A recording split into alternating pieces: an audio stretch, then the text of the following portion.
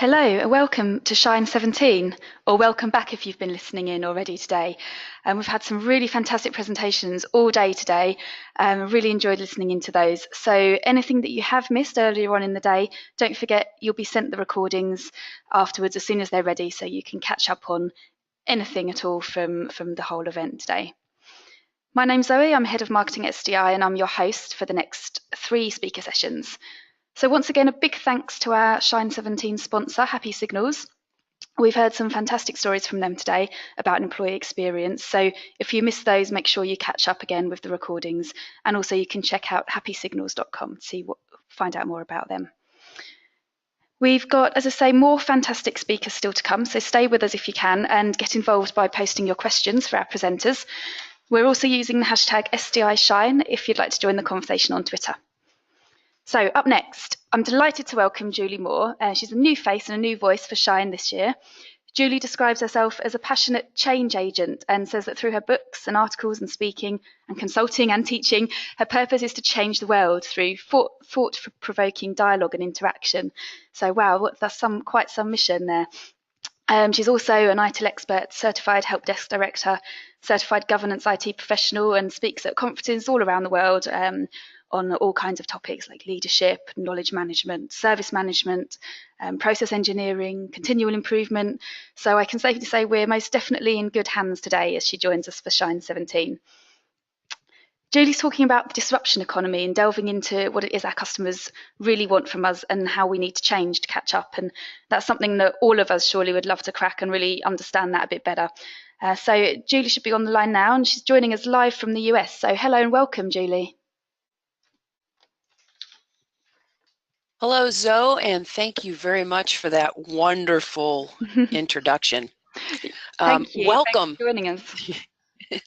Welcome to the next session in this amazing virtual conference. All I can say is, wow, we're really living in some incredibly interesting times, and it's really across all facets of our lives.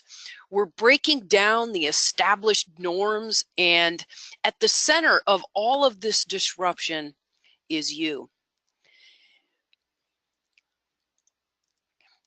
Hello, my name is Julie Mohr, and I'm an IT professional, speaker, author based in sunny Northern California in the United States. Today, I want to engage all of you by looking at our past and helping us to understand how to drive innovative change in our organizations in these interesting times. So we have to begin by thinking about where we've been and where we're headed as kind of a global enterprise. If you remember back, in your history lessons, we started off in something we called the agricultural economy, where we primarily worked the land. That was the primary way to make money. And then somewhere around the invention of the cotton gin, we moved into what is known as the industrial economy. The next transition is where we moved into the knowledge economy. And this is actually a very important and pivotal transition, because most of you that are listening to this webinar and have been attending this day-long conference, you are what we call knowledge workers. And in that role, you're no longer using your hands or using machines to do your work. You're using your knowledge, your experience, your breadth of lifetime interactions with other people, and you're supporting your organization by advancing and furthering what your organization does by leveraging that knowledge and experience.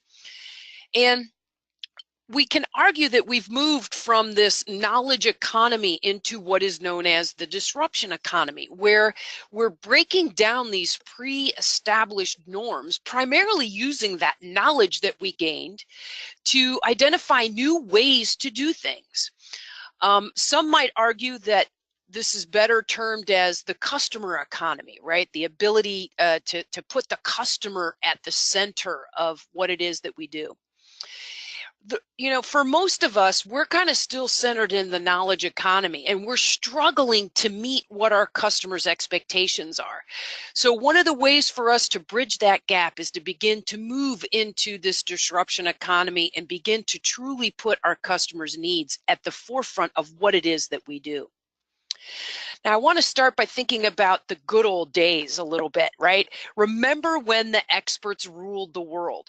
Our customers were not very knowledgeable about technology. They came to us for the answers. They took our guidance and, allowed us to kind of rule the world. And that's the first death of an established norm. Our customers are much more educated. They've grown up with technology at their digits, right, at the end of their fingers and toes, and they have really been adopting technology as part of their life, not just as a means to do work in an organization. So because of their advanced knowledge and expertise, we're no longer the experts. They have the ability to reach out to many different places and locations to get answers to questions that they may have. And we've really begun to adopt a collaborative approach to society. If you look at something like social networking and the way that we're using the crowd and the collective wisdom of a broader base of the organization in order to solve problems, collaboration has really changed the way that we work as an organization. If you take one of our most fundamental established norms, which is the Windows operating system, right? It's been around for decades now. It has a high, adoption rate across platforms within organizations. And then in came Linux, this, operating system that is owned by the collective and is matured and advanced. A lot of people began embracing Linux because of its power and its capabilities, but also because of the reduced cost and the associated infrastructure with that. And so we saw that we have begun to disrupt the norms around our operating systems and the way that we're using our services within our organizations. We've also seen a complete disruption to what we used to consider the norms around knowledge that was fundamentally built on a model where we went to the most intelligent people and we said, please give us your wisdom. I mean, the picture here explains what we mean by that, right? We create this encyclopedia set that shares the knowledge of our greatest experts, and we can purchase this and put it in our homes and have access to it. And then along came this concept of Wikipedia. And remember all the outcry, this will never work, that you can't trust this source of information.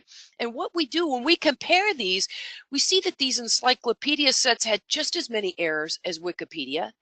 And the beauty of the collaborative approach to knowledge is that in real time, we don't have to go back to the presses and print a new copy or a new chapter or book each year in order to update the information. We can do it in real time, and it's based on the many-to-many principle, not a few people contributing knowledge, but using the collective wisdom of planet Earth to drive advancement of knowledge. Now, one of the important things with this is that, we used to trust the encyclopedia as being gospel, right? But now when we look at Wikipedia, we have to use our own abilities to judge the factual evidence in front of us. We can't just take it for granted. There's the philosophy of 3 sources to verify versus just taking what we learn and find out on the internet. So this has completely disrupted our view of knowledge and our one-to-many model that has existed forever. Now, many of you are probably familiar with something called knowledge-centered service. Our traditional knowledge management processes were outside the workflow, where we used experts to perfect that knowledge. Just the time that it takes to perfect knowledge and write it it's already out of date. Our organizations are changing constantly. We're learning constantly. We're taking in new input on a daily basis. So we need an approach to help leverage that knowledge within IT organizations that's more agile, that has the risk management that we need to make sure that knowledge is we can evaluate that knowledge for its level of trustworthiness. But we need an agile approach that allows us to capture and reuse that knowledge and share it with a broader audience in a timely way, not focusing on doing it as something we do outside the workflow, but it becomes the way that we do our jobs. So we've disrupted our view of how knowledge management is captured and used within organizations. Now, there's a lot of other disruptive factors out there.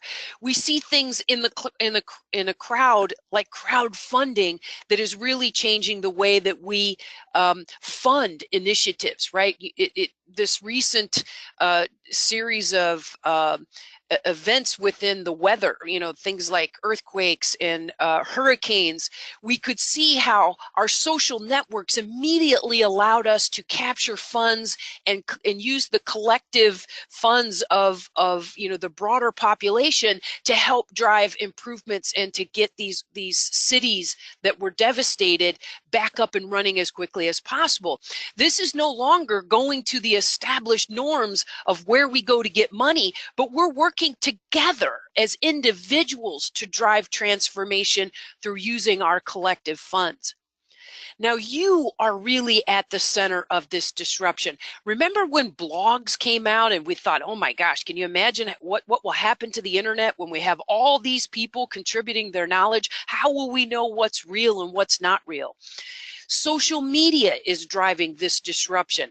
Remember when we kind of made the shift from the sitcoms and the authors that crafted these series that we would watch, and we said, you know what, we want to be at the center of TV, and we became our own stars.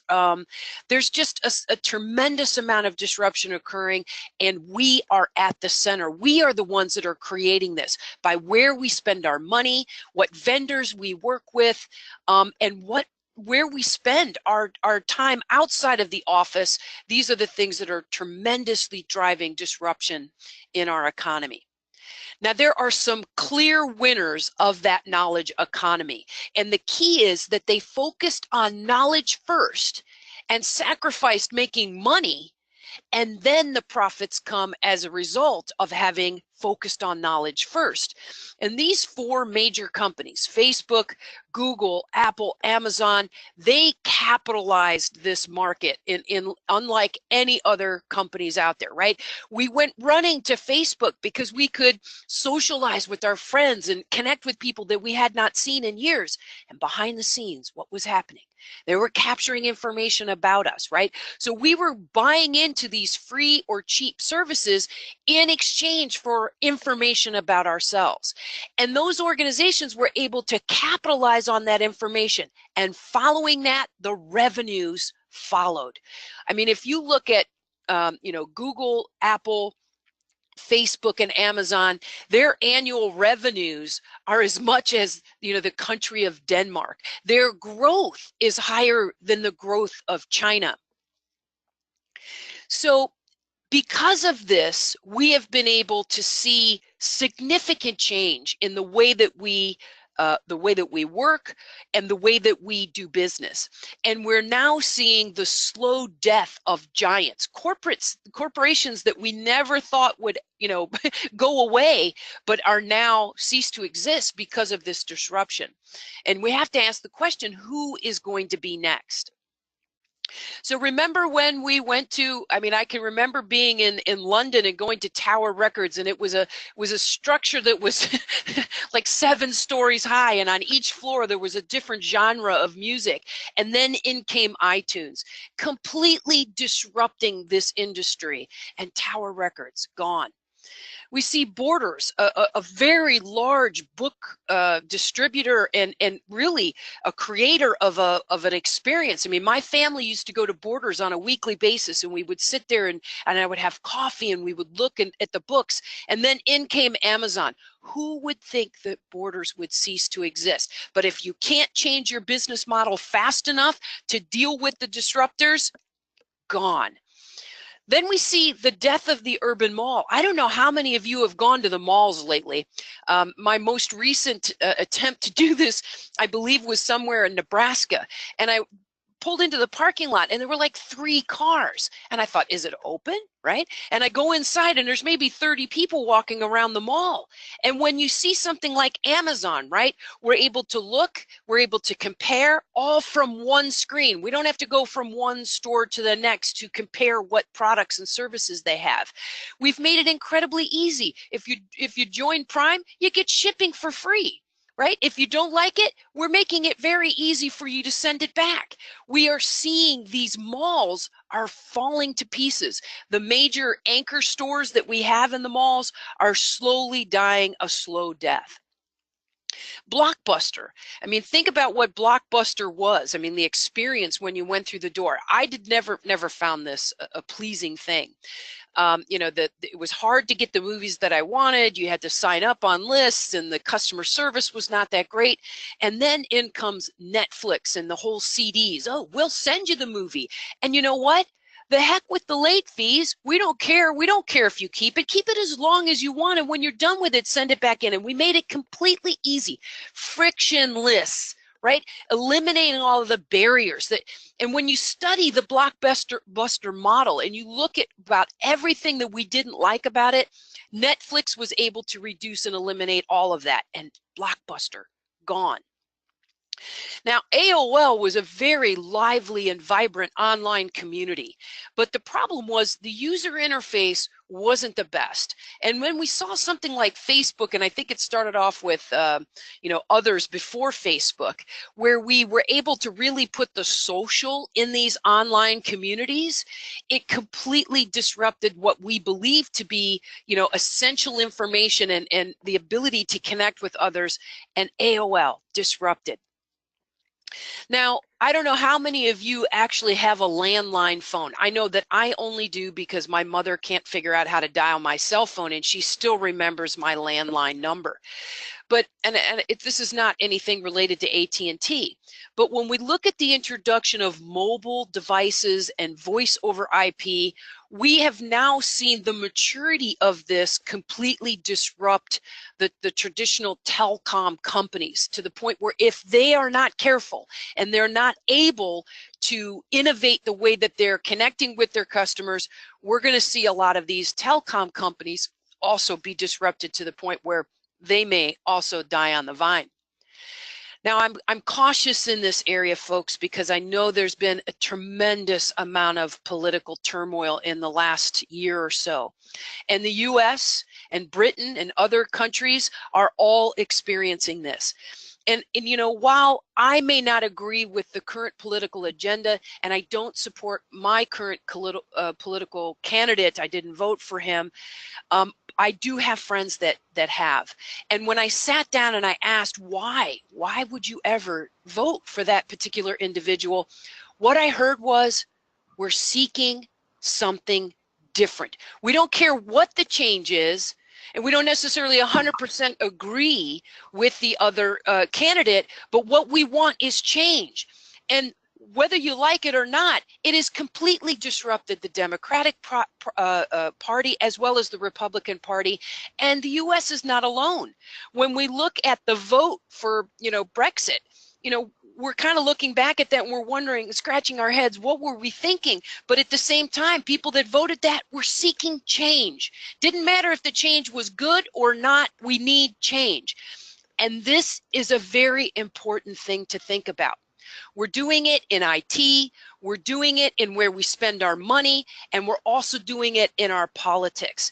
This is the disruption economy, and it's throughout all aspects of our lives. Now, technology has been an incredibly significant part of this innovation. It's paved the way for this change. We look at, we used to listen to music in on CDs and cassette tapes, and of course the vinyl, and in comes digital, and it's completely disrupted the way that we get information. When we look at the mobile computer, how many of you still have a desktop, and how often are you using it? We're more often using these mobile platforms. Why? Because we don't necessarily do things in rooms at our desks anymore. We're in meeting rooms, we're at conferences, we're meeting with our customers, and we need the power to be able to support decision making on a global scale, but also on a mobile scale, right? We can't be changed to those desktops anymore.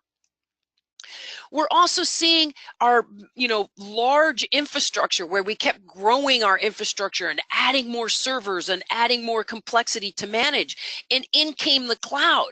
The cloud is our way of reducing that infrastructure, helping us to better manage the risk. And we're now seeing that organizations are not seeking to build more infrastructure, but to see how we can use virtualization in order to get to our end state, but also reducing the amount of infrastructure and cost related to that.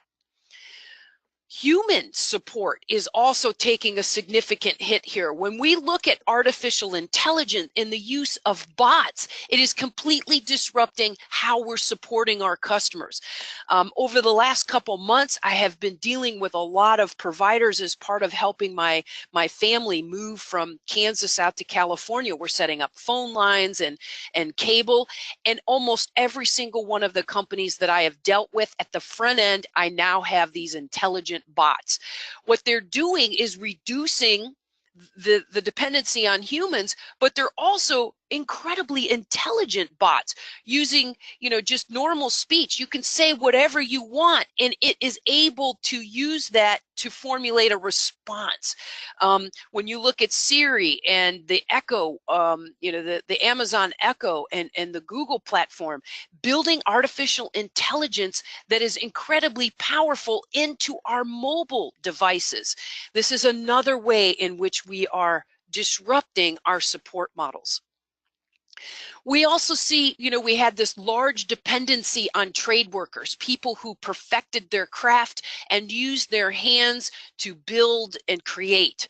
And we've introduced robots now into this, and we're completely disrupting this dependency upon our trade workers. Another key one is the way in which we're now disrupting fossil fuel. I mean, I live in California, and we're one of the most progressive states in the United States in moving away from fossil fuel. But when you look at countries like France, where 90 to 95% of their infrastructure is using renewable energy, we're now beginning to see this disruption hitting the fossil fuel. And this is obviously something that is incredibly needed, because the fossil fuel is a limited resource that eventually we're going to run out of. So we're beginning to disrupt this and develop new ways to use energy and get away from fossil fuels. And then we see our, in the US, I know we're very well known for holding on to our large fleet of SUVs and large vehicles. Having traveled around the world, I see how other countries have really you have higher fuel costs, smaller cars, much greater dependency on transportation systems that are for the masses as opposed to individual transportation. And we've seen how we've begun to move away from using fossil fuels to using electric engines. And then in comes Tesla, that has completely said, you know what, not only are we going to use electric vehicles, we're going to do it in a way that we haven't even done in the past. And this is very quickly disrupting an established, we have many different auto manufacturers, and we have these very large cars that depend on fossil fuels, and we're definitely seeing this being disrupted. And I think the consumer is telling this industry as well, we no longer want to be dependent on fossil fuels. We want environmentally friendly ways for us to get from where we need to go. Now, in addition to seeing the disruption happen in driven by technology, we're also seeing the death of what we consider pre-established norms. And here is where we have our opportunity in IT to begin thinking about how to disrupt the way that we are delivering services today. Many of these are gone or they're going fast. Look at the way that technology has changed the taxi industry, right? It used to be you had to know the local phone number for a taxi. You then had to, wait for it to arrive. Then you paid a fee that also paid for all of the industry behind that. So in the US, we have the medallions, and a lot of this is a very corrupt type of way of running the industry, but it was a very large, lethargic. It didn't change very much. It was established, and then in comes Uber and Lyft, and what has happened? Now I don't need to call anybody. I don't need to know a phone number. It knows where I am. I have all my payment information on my phone. I no longer need to deal with this large, lethargic, slow to change industry. I now get personalized service when I need it, where I need it, no matter where I am. Disrupted. We look at entertainment. It used to be we went to these, these large broadcast channels, and then in comes Netflix that allows us to get whatever we want, when we want it, and the way that we want it, right? I can get it on my phone. I can get it on my computer. This is really changing network TV. We're no longer watching network TV. We're watching whatever show we want on whatever network we want, whenever we want it.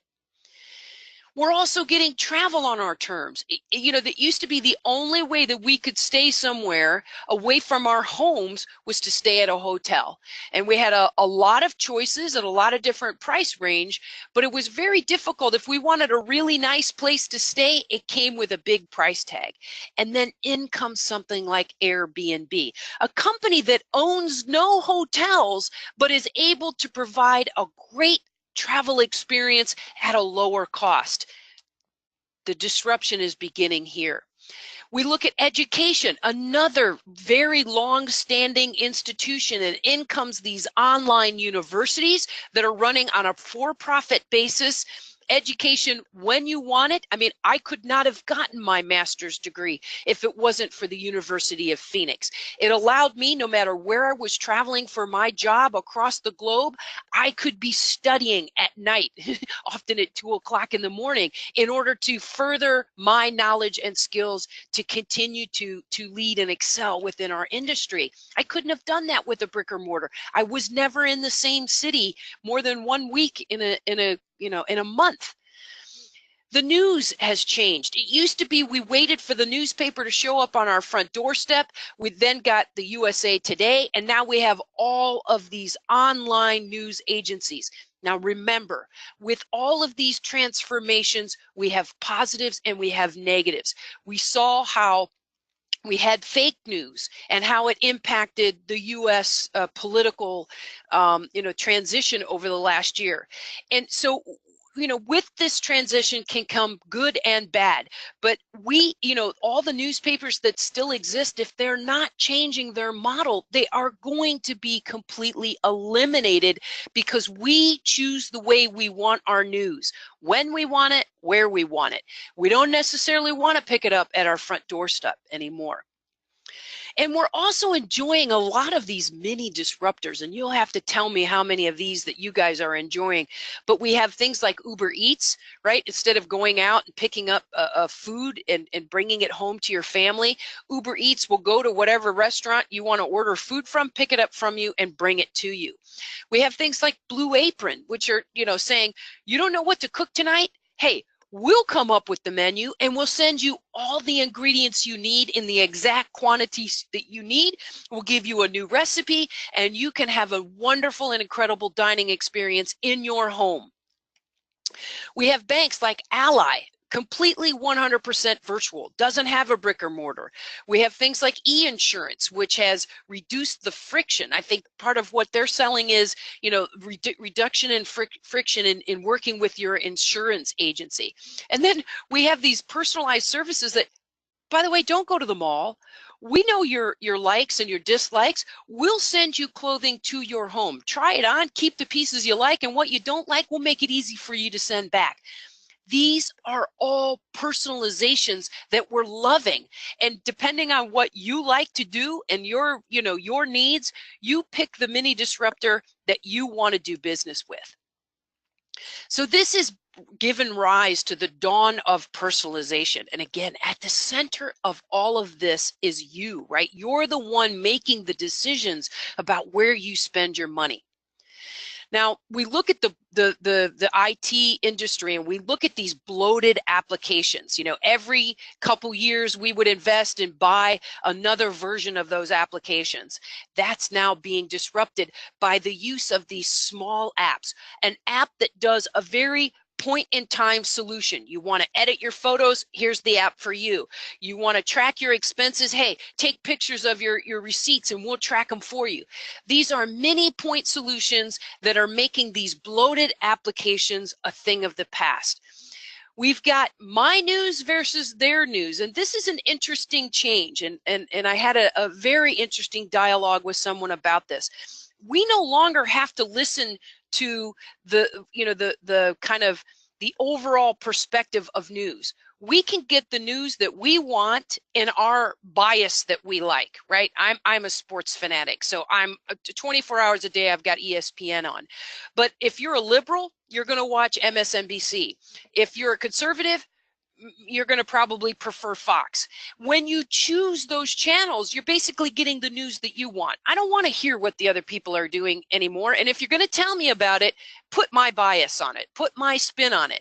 So it's kind of, it's really impacted what we get, and information that we get about society is in our own bias. And this is completely disrupting the traditional broadcast networks.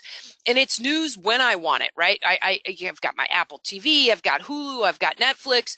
I don't have to watch it when you tell me I need to watch it. I get to watch it when I want to. I can download it. I can take it on the plane with me when I travel. So all of this is based upon this change from our customers. Our customers are no longer interested in doing business the way that companies tell them they need to do business. They're saying, I want it now, I want it free or close to free, and I want it fast. And they're becoming more knowledgeable about where they share their information, right? It used to be if you give it to them free, they'll give you their data, and they've kind of become more intelligent around, okay, there's been some very public exposures of knowledge that have put me at risk. So now they're becoming much more choosy in who they share that data with. They want their preferred channel. If you're going to make them call in, right, you want to provide other vehicles. You want web pages that allow them to get information. You want them to be able to use social media. You want to be able to use chat. The channel that your customer wants to use, you have to be able to provide it, and then integrate that experience from behind the scenes. They want personalized service. They don't want the bland, what you give everybody. They want to be able to a la carte. I want this and I want that, but I don't want to pay for the rest of it. Personalized services. They want the services that they need for free, or at least at a cost for value statement that is meaningful to them. You're giving them what they want at the cost that's acceptable to them. They're also expecting quality of service. I mean, Gmail, always on. Amazon, always on. Yeah, there's some times when the services go down, but half the world doesn't even know that it happened, right? Unless you're actually using the product or service at that time, you don't see the disruption. And they're turning to the internal IT organization. They're saying, don't you guys do IT? Don't you know how to do it like these other IT organizations? And they want quality of support. And if they don't get quality of support, they're going to be incredibly vocal and incredibly visible to the rest of your customer base. So we have to focus on reducing the friction, making it fast, making it now, and providing quality. So our customers in IT are crying for change, folks. And if we're not listening, we are going to be disrupted. Right? Think about I mean, I don't know about you, but I'm a United passenger. It happens to be one of the major air carriers from my airport here locally. And become incredibly vocal about United now. It took one video posted online, and now you see everyone opening up and talking about their experiences with United. Imagine being the person that stepped into the role of customer care there and trying to fix the public image of United after one passenger on one plane. I mean, they fly thousands of planes every day of the week. I mean, it is an amazing thing that one passenger on one plane could disrupt their organization. We see Twitter, you know, right? We all have a voice, 140 characters, and I can tell people everything that I'm thinking about your company. And by the way, I have a global audience. And this is significant. It's disrupting corporations. And there's a report that's produced in the US every year around the top 10 companies that are most disliked. Imagine your company getting on that list and trying to fight and overcome the battles of such a public outcry of complaints that are very visible across the globe.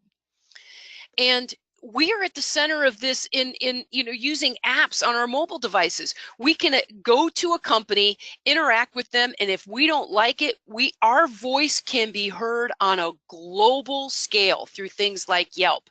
So we are at the center of this. And when we look at internal IT, our customers are screaming for change there. We look at the whole initiative around shadow IT. We want the services that we want when we want them. And we're still dealing with locked down PCs with images that tell the customer, no, you may want this, but this is what you're going to get. You know, the whole bring your own device. This was based on the fact that customers said, you know what, if you're not going to give me what I want, I'll bring my own computer to work. And why are they crying for this? It's not just the personalization, it's productivity, right? They know what products and services improve the way that they do their job. So the reason why they want to bring their own device is because they can customize that to do their job. The person sitting in the cubicle next to them wants a completely different device with their own experience.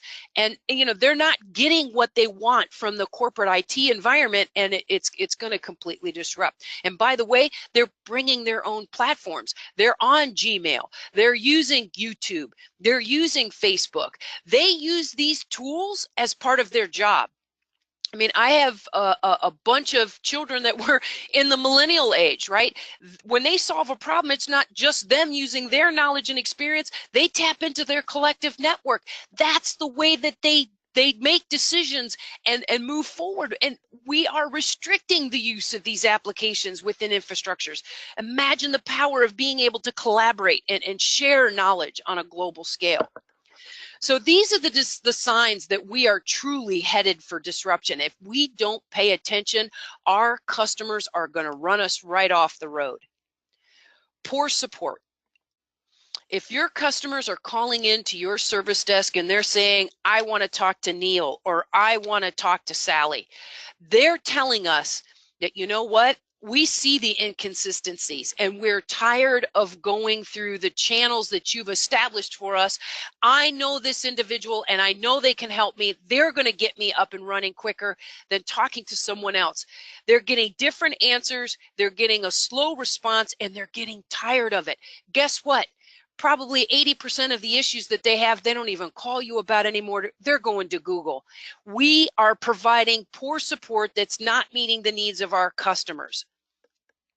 We're using old technology that's too old and too slow to handle those bloated programs. I have a machine that I resist using at all times because just the boot up time to get the operating system to run and to open a web browser so that I can get my emails a good 15 minutes. I'll go to the coffee pot. I thought we had solved this before, but we haven't. Old technology, bloated applications, my iPad up running, I can click, point, and do things so much faster than with my desktop machine. We're not allowing our customers to personalize things anymore. We did this because we needed to control the infrastructure. It helped us to drive consistency, but our customers are not palating the reduction in personalization. Remember, they want it now, they want it free, they want it fast, and they want it their way. If we don't provide a way to personalize that experience and allow that to enhance their productivity, we're going to be disrupted. Service failures. We're still trying to figure out how to measure end-to-end availability. Our systems are going down. We're still struggling to get problem management in place so that we can eliminate these repeating issues. These are the kinds of things that are tagging us for disruption. And oh, by the way, when that downtime occurs during a business critical processing time, our customers are getting angry. You know why? Because their customers are getting angry, because their customers know what's available in the industry. And it seems like we're slow to change. We can't provide the services that they're looking for. And when they do buy the services and they disrupt during these critical business times, it's not a very pleasant experience. And guess what? When they get angry, when your external customers get angry, they're going to social media to talk about it, which is going to impact your company's reputations. And when we look at what we have done in the past, we've relied on service level management as a way to manage expectations. You know, it seems like the gap is growing further and further apart. What our customers expect and what we're able to deliver is the gap is broadening.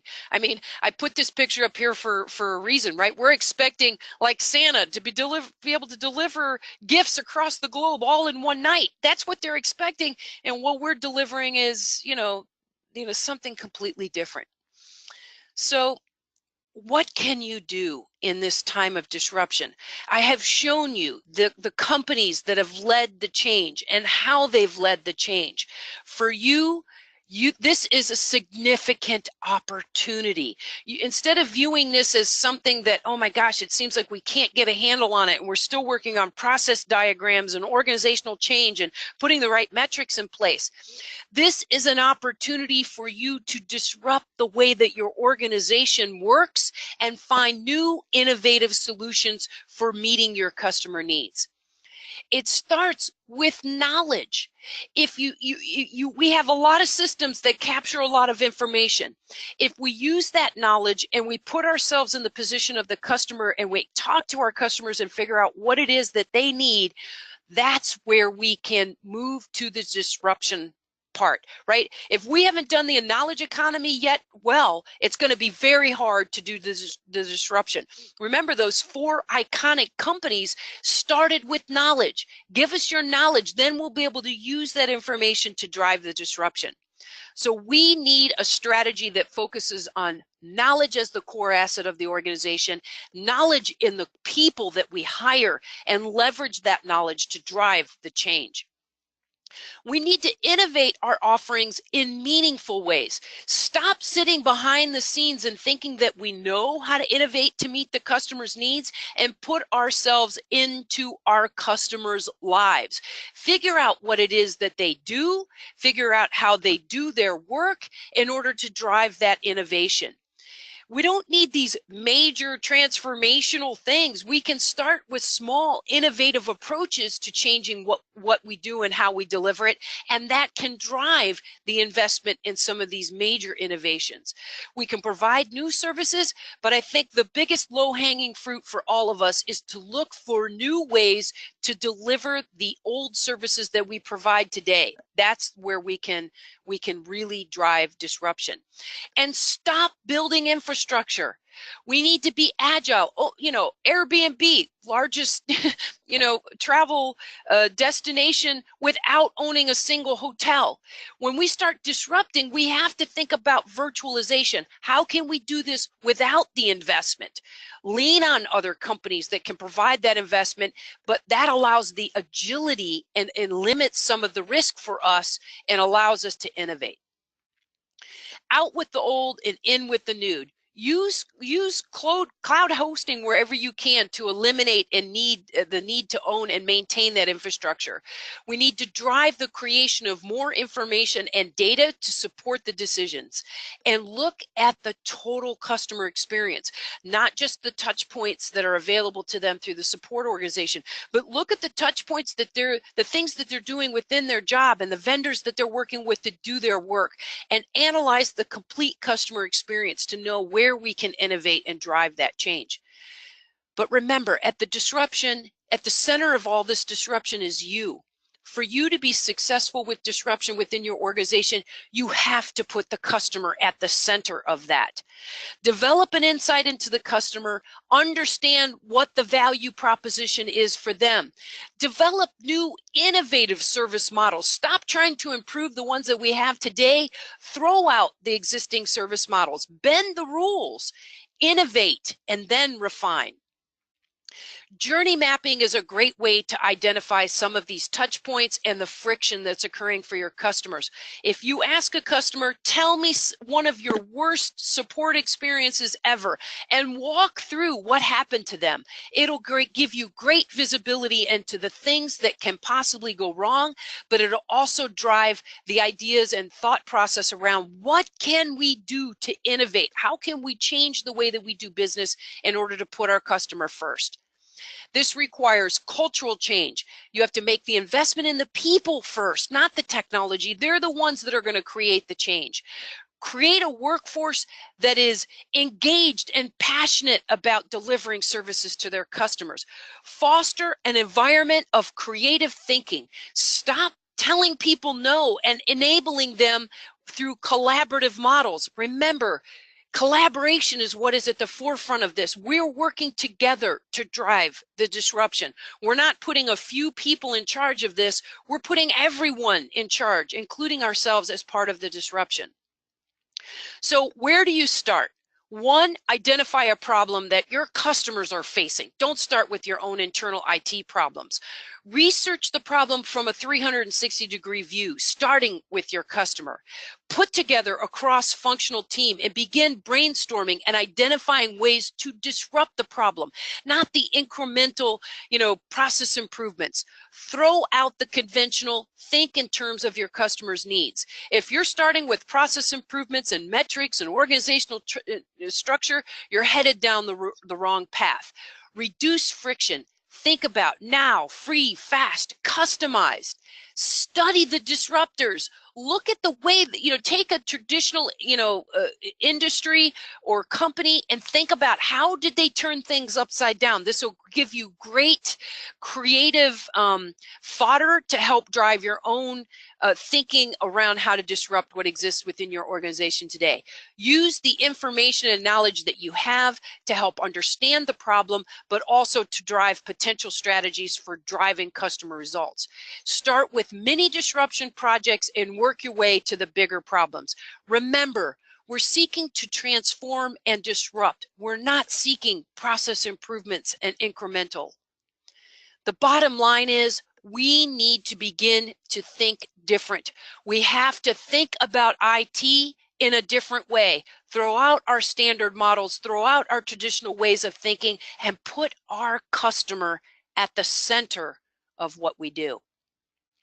Now, before we start thinking about questions and opening this up for the last 15 minutes, I just want to plug my podcast, The Authenticast. You can check it out in Apple iTunes or go to theauthenticast.com.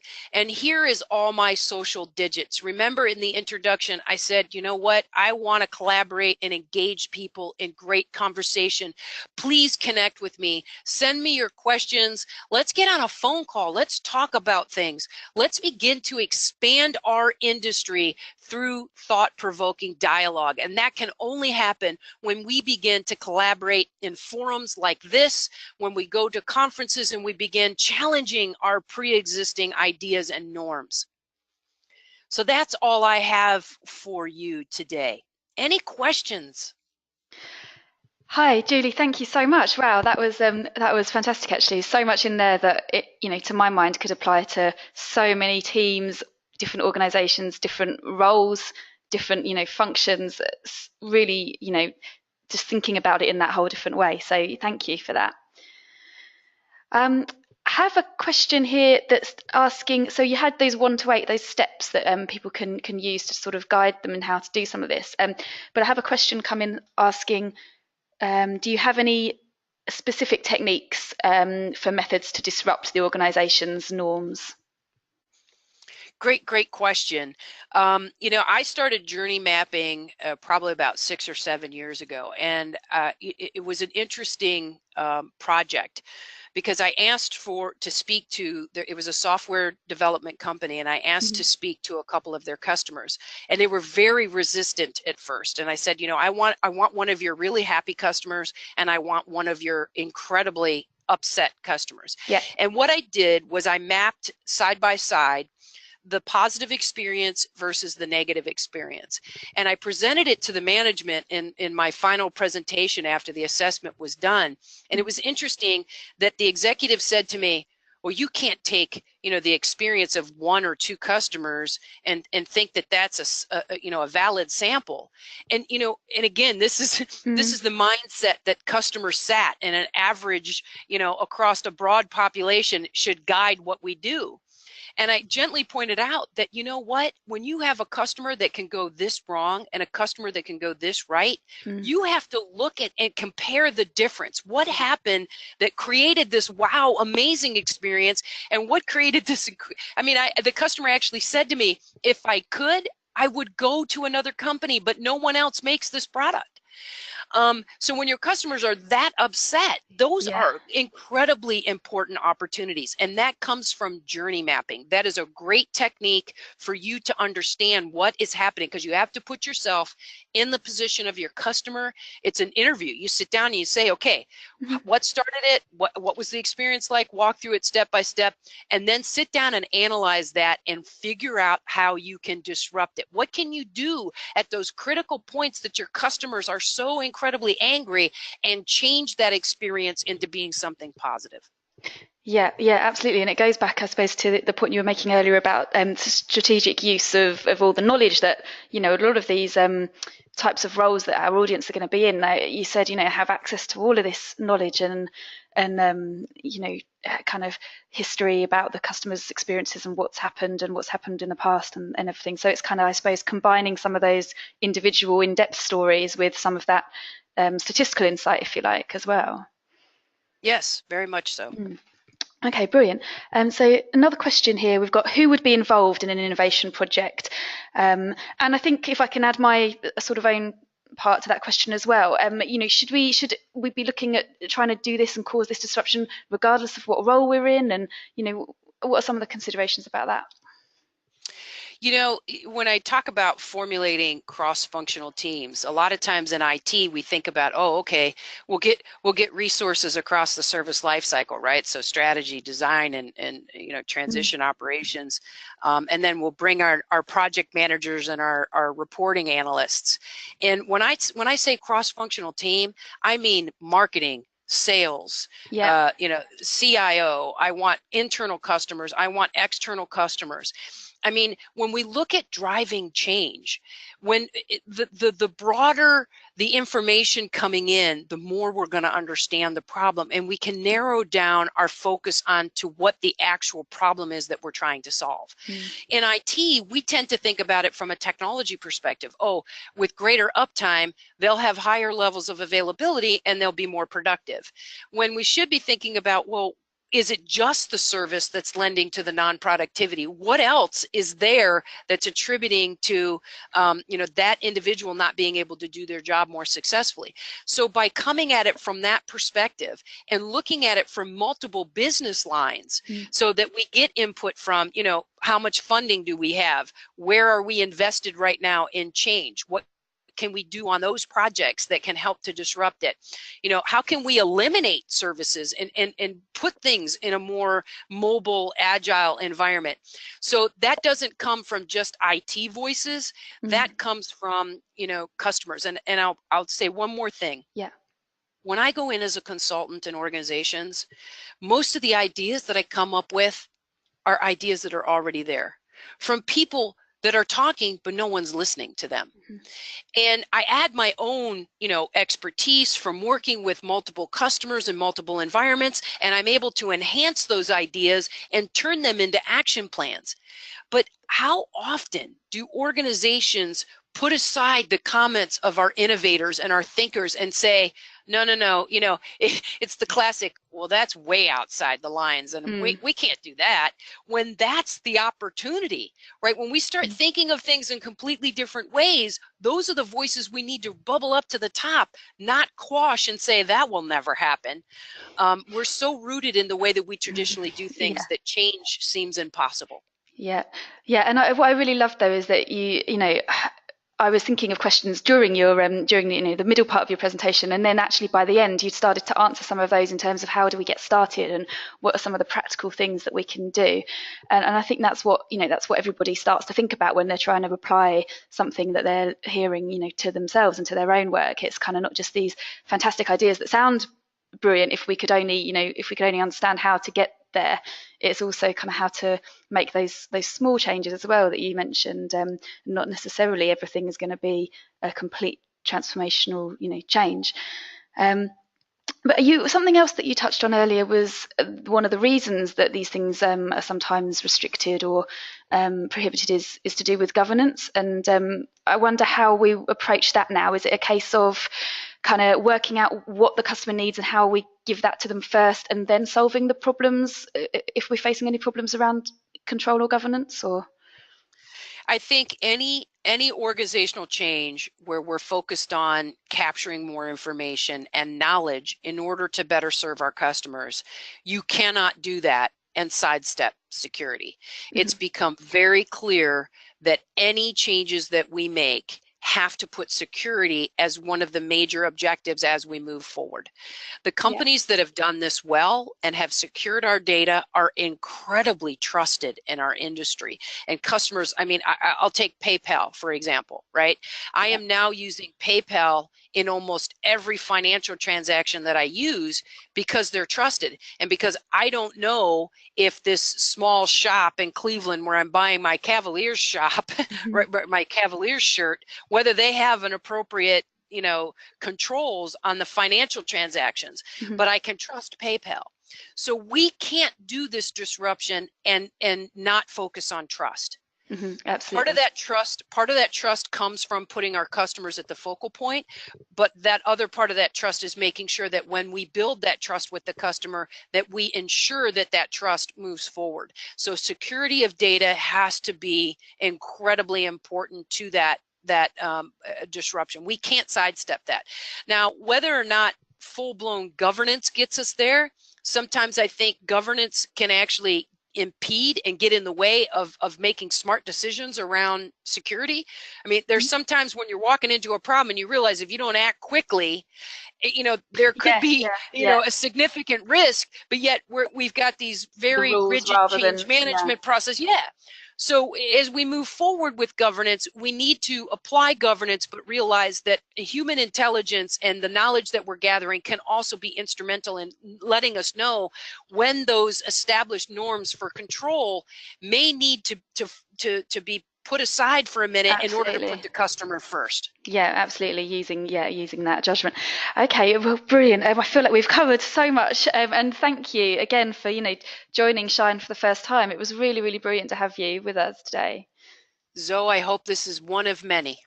Excellent. Yeah, us too. Thank you. And we are fast running out of time. So thanks again, Julie, and thanks to everybody listening. And we're going to be back really, really soon in just a couple of minutes' time with our next speaker, who is Mahantesh. So thanks, everybody.